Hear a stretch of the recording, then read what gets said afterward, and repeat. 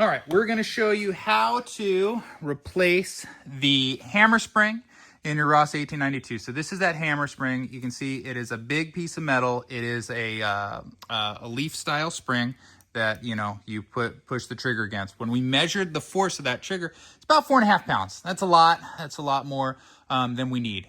Something that you can do, and we're going to take this screw out here really quick, is you could just fatigue the metal of your spring just a little bit.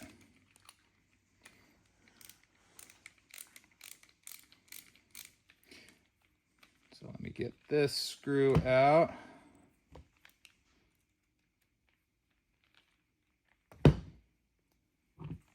Maybe.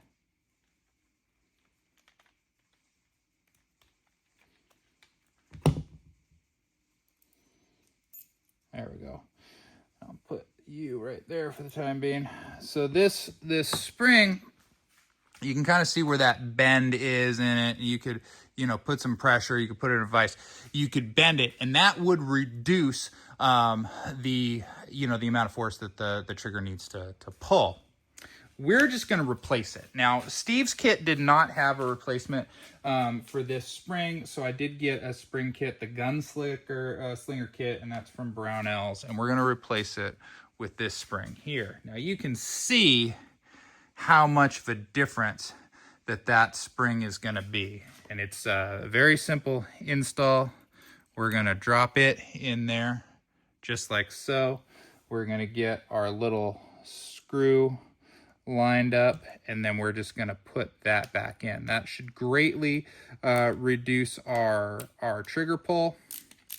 What we'll do, of course, is we will hook this back up to the gauge at the end of the video to see how much.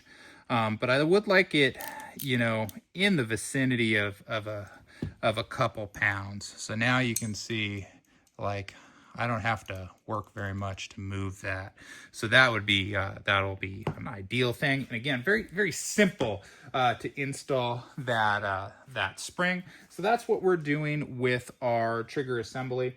What we'll do next is we're going to move on to the lever, and there's a spring in here in the lever that we are going to replace to help us run a little faster.